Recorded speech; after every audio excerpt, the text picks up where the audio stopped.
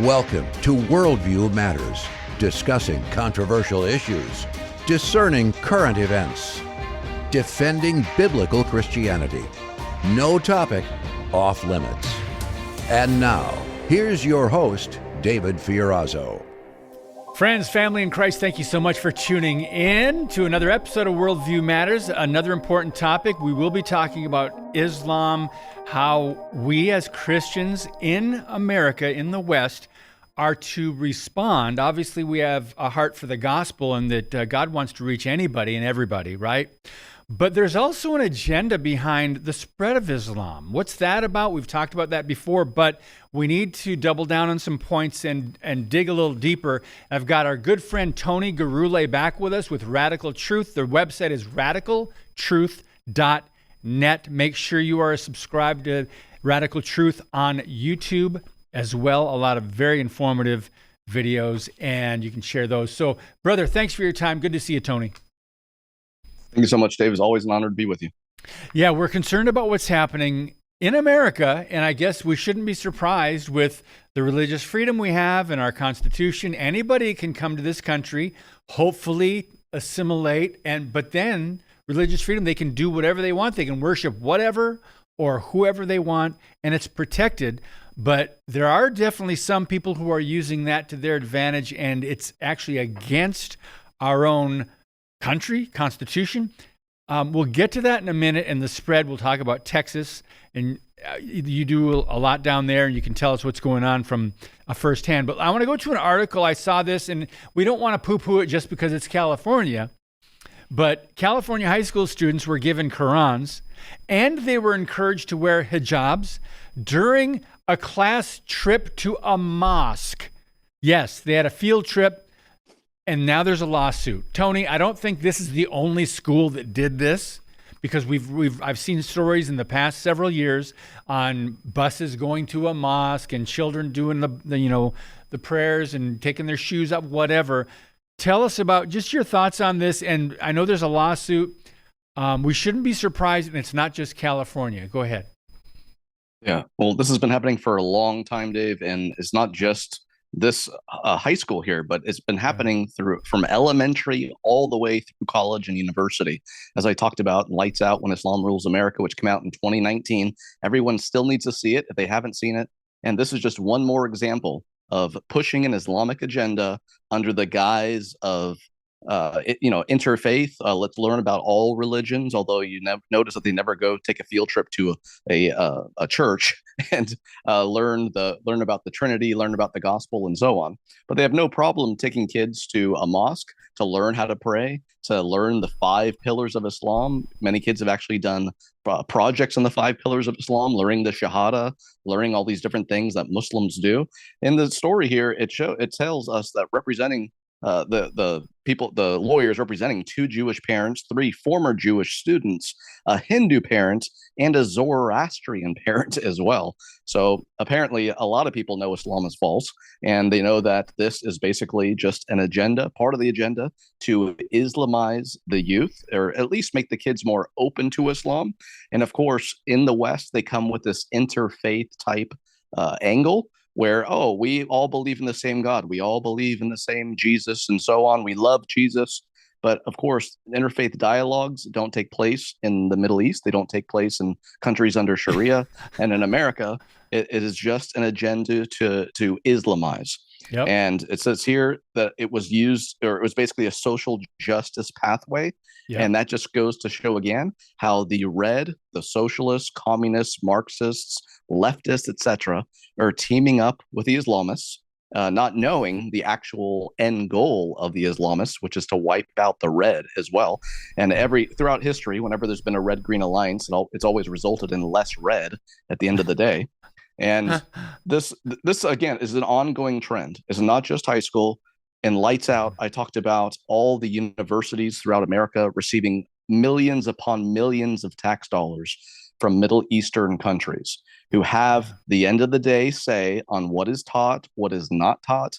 And you figure these Western shill professors who are shilling for Islam, who got their degrees paid for by these Muslim countries, why would they ever say anything negative about Islam Yep. when they not only had their part of their, or if not all their degree paid for, as well as their monthly, or monthly, yearly salary and so on?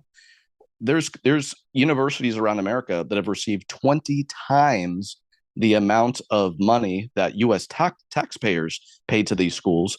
They've received 10, 20 times that from Islamic countries. And this is, again, college and university level.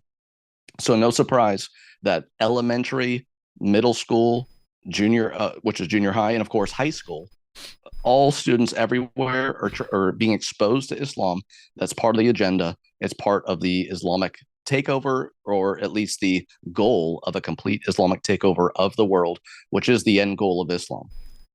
Now, we're not surprised at the university level because, as you said, millions of dollars have poured in from other countries funding this, propaganda, this ideology. And what we're concerned about, maybe just as much, or if not more, is K through 12. And we're talking about a high school. As you said, we've done stories in the past. I'm sure with you even, we've done middle schools or younger children being indoctrinated is the word. And that's in K through 12. So how does is the money still going to, it's our taxpayer dollars, so it's not overseas money like it happens to the universities, right? So it gets into the curriculum somehow. What can you tell us about that, Tony? It's basically the Islamists who are, you figure, Christians, what should Christians be doing? We should be sharing the gospel. Unfortunately, a lot of Christians don't. There is no gospel in Islam. There's no good news. And any Islamist, which again is the term that we use to describe not your average Muslim who just wants to raise their kids and live their life, and they're hoping that they're the 5 daily prayers and they're fasting during Ramadan and just following the religious aspects of Islam. That's your average Muslim, maybe nominal, maybe moderate. But any Islamist, again, this is a term that we use for Muslims who are not just aware and practice the religious aspects of Islam, but they're highly aware and practice the political aspects of Islam. And they are the ones who are aware of the timeline of Muhammad's life, where when in the beginning, it was, hey, we all worship one God. It was all about monotheism.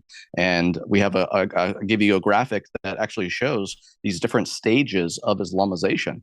Just like in Muhammad's life, it starts with, hey, as you see there on the far left side there, woke Islam. That describes America right now, although we're moving more towards the middle, which is Europe, which is power gaining. And you see the tactics are different there. Here in the West, what are you got the queers for Palestine. You got the red and the green teaming up. The red does not know that at the end of the day, at the end of the agenda, the green will take out the red, because the red is mainly anti-God.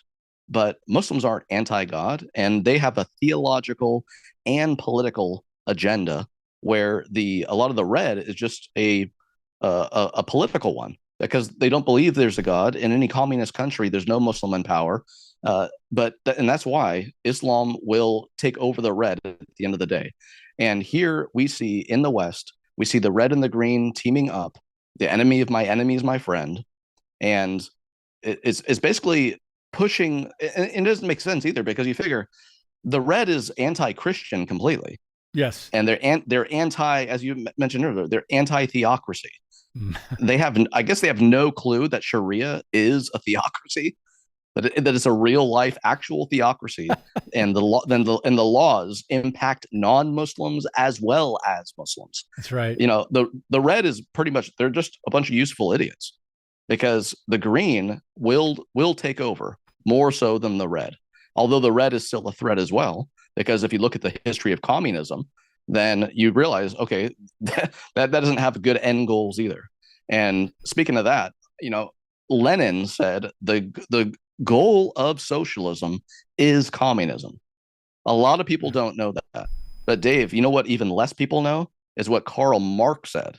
He said democracy is the road to socialism. Wow. So that lets us know we need to be leery of the word democracy when you hear the red say, Yeah. oh, our democracy is under attack. Yep. What does democracy lead to? Socialism. What's the goal of socialism? Communism. And Karl Marx and Vladimir Lenin informed us about that. So this whole thing with the youth, elementary, is just priming them as Yep. they get older to accept Islam. Yeah. If they can get the youth, that is a huge goal, because you figure if a lot of non-Muslims aren't having very many kids at all, Muslims are having 6 to 9 children on average because of the multiple wives they're allowed to have. And then they can actually influence non-Muslim children more than non-Muslims are influencing their own children. This is just all helping Satan out in the furtherance of Islam. It's either people become Muslims, or the next best thing to having the world under Sharia is Sharia compliance, which means it's illegal to offend Muslims. Yeah. And this is just all part of the agenda, Dave. Again, if people watch Lights Out When Islam Rules America, which came out in 2019, you'll have the whole game plan. And one of those 4 areas of American society being Islamized, remember, education, immigration, government, and churches. So education has been part of the plan for decades. Education, immigration, government, and churches. Let's stick with education for a minute. You mentioned so much there. I would love to follow up on so much of what you just shared. But I think a lot of people were awakened and realized we have a problem after Israel was attacked in 2023 on October 7. And then we saw here on our shores in the good old USA what was happening on college campuses. We saw radicalized students, radicalized by professors that are being paid off by foreign money to promote Islam. We saw what happened. We saw they're pro-Hamas, and we were going, wait a minute, what? This is in America. What's going on? So back to K through 12, we've talked a lot on this podcast with so many other guests, Alex Newman and others, how students are being raised to be social justice activists for the left, for socialism, for communism, for Islam, for the LGBTQ, ABC, anything but Christ. So let's go back to this article, Tony, and I wanted to ask you about women, because that's one demographic, especially liberal women, are open to Islam more than almost any other demographic from my understanding. And it's very confusing to me, but in this article it says the students were handed Qurans, while female students were encouraged to wear hijabs. The Islamic face covering viewed by some as oppressive to women. And that's not the only way that Islam or Muslims oppress women. Please open some people's eyes about what true Islam is, and whether it's Sharia or not, the practices that, what are about women's rights, and why are so many women in the West seemingly attracted to Islam? It doesn't make sense. Help explain that. This is a topic that I'm talking about on X all the time. You have these naive, gullible Western women who are falling for the lies of Islam, and Satan's prized project is what Islam is, and a lot of people need to realize that. And you figure it goes to the whole thing of tall, dark, and handsome, mysterious guy, Arab guy, Muslim guy from foreigner in America. It's crazy to look to Europe and even the UK, where you've had mass immigration for many more years than America has, and how many women have fallen for Islam. They have married a Muslim man and then learned the hard way Islam according to Muhammad. There's an old movie that came out in the early 90s, I think, Not Without My Daughter, with Sally Field. That is a great movie to let people know what it's like to be a Muslim wife, or I should say a wife of a Muslim in a Islamic country. The Stoning of Soraya M. is another great movie that tells what life is like for Muslim women. I have a stack of books right here that I'm going to give you, Dave, the link to, that people can check out. And this is all about life for women under Islam.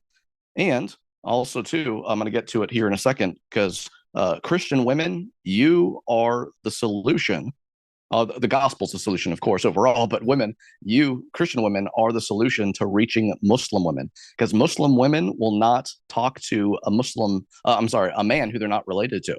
So we need a ton of Christian women equipped to reach Muslim women. So here's a book called Woman to Woman. You can actually get this from our website. It's not listed on there, but if you email us, info@radicaltruth.net, we can tell you how to get a copy of this. And this is for Christian women and to equip them to get Muslim women.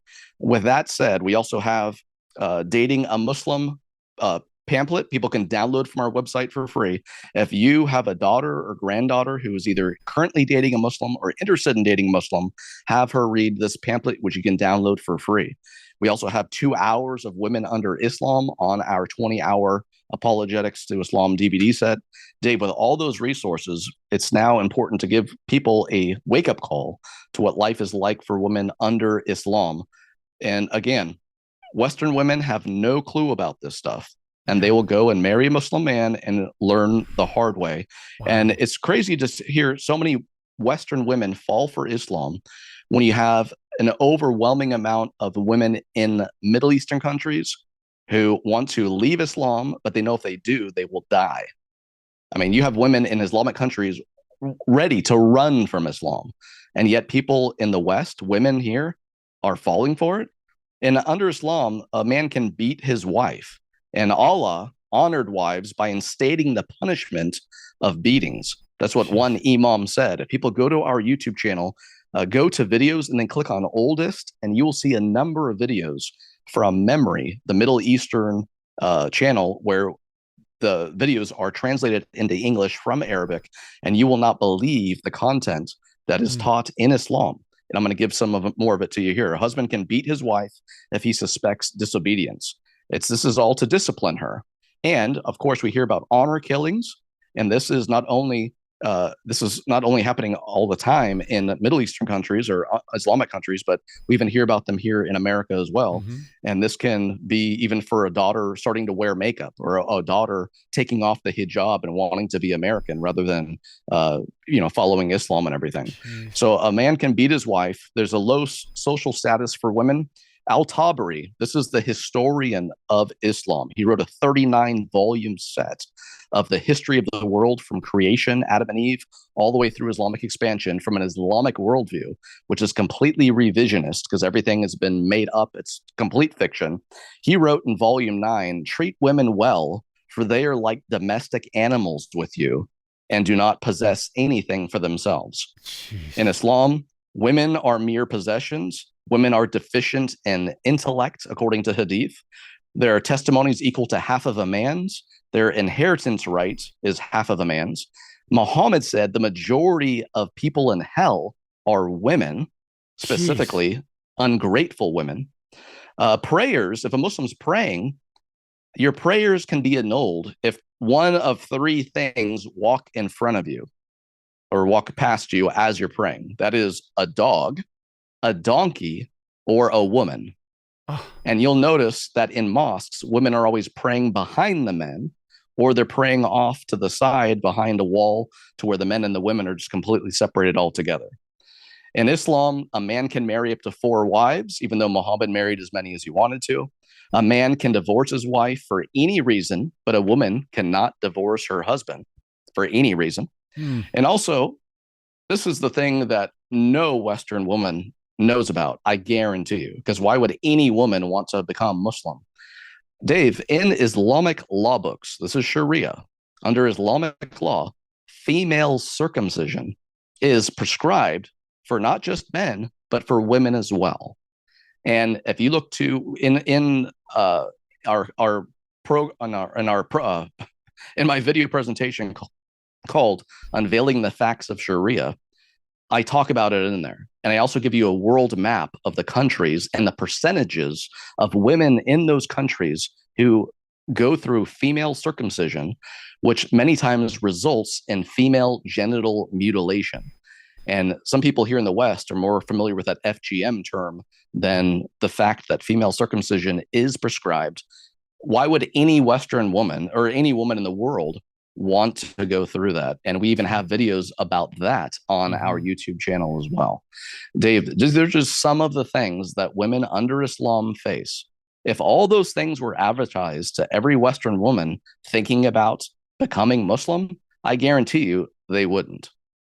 And I think what you just shared, Tony, I'm familiar with that. Maybe a lot of our viewers and listeners are not, and think you're either exaggerating or they're saying it can't be. Not all those things can't be true. But I've seen some heartbreaking videos of young girls and the way they're treated, and the FGM. Just so many different problems that will not get out there in most media outlets. Of course, they won't talk about it, which is really confusing to me, I guess. And disturbing that our own media won't be honest about this ideology, and they'll support it, or they'll at least defend it, which is doing Americans a disservice.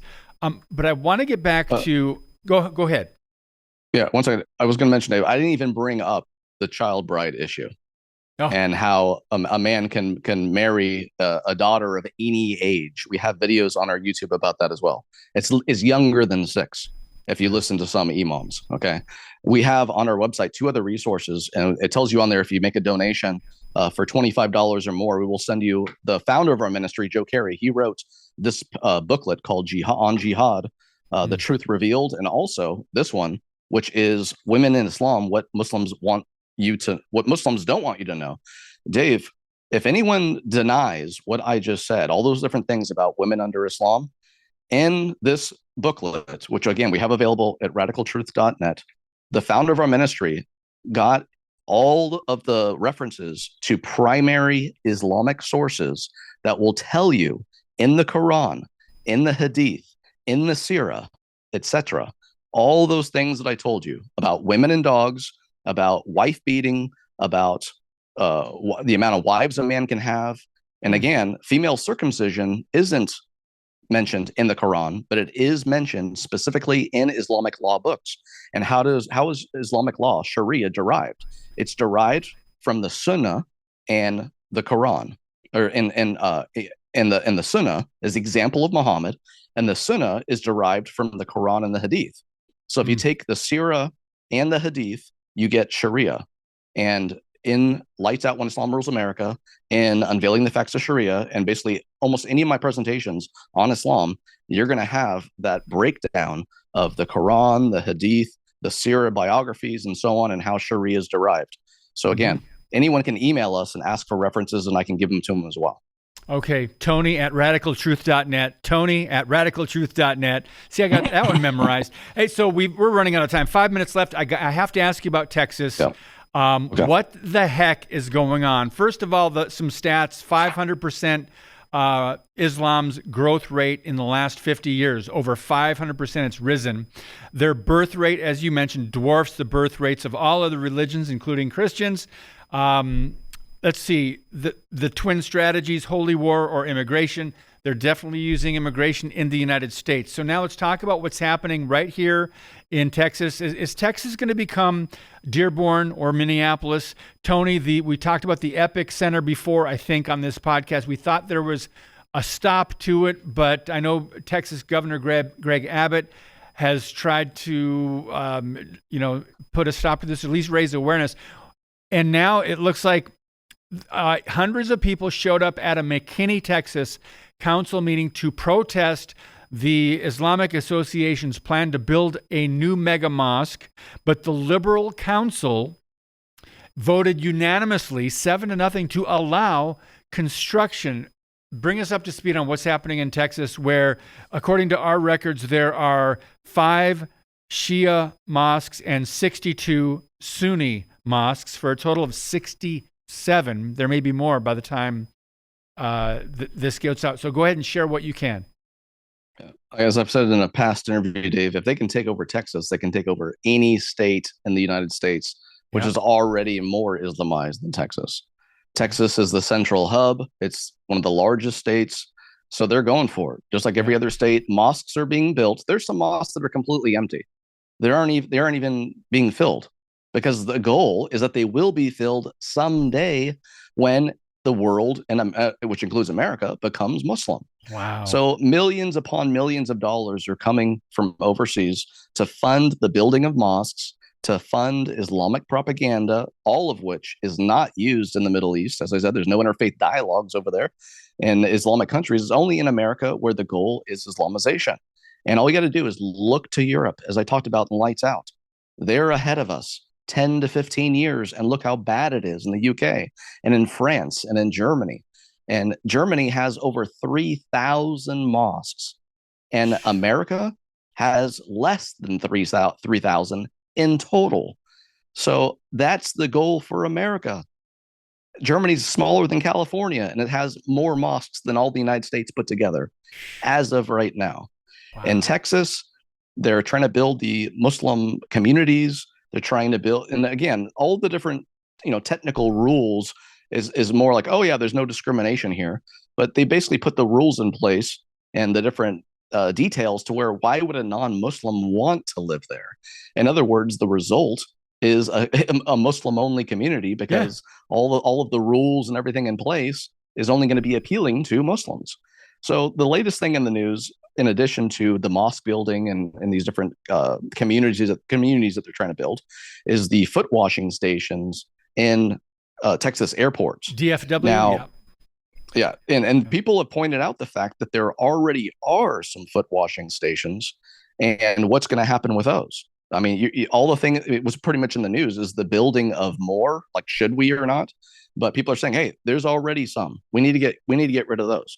Now, I saw a thing on X probably 3 days ago, maybe 2 or 3 days ago, something about Abbott saying we're removing the current ones that are out there.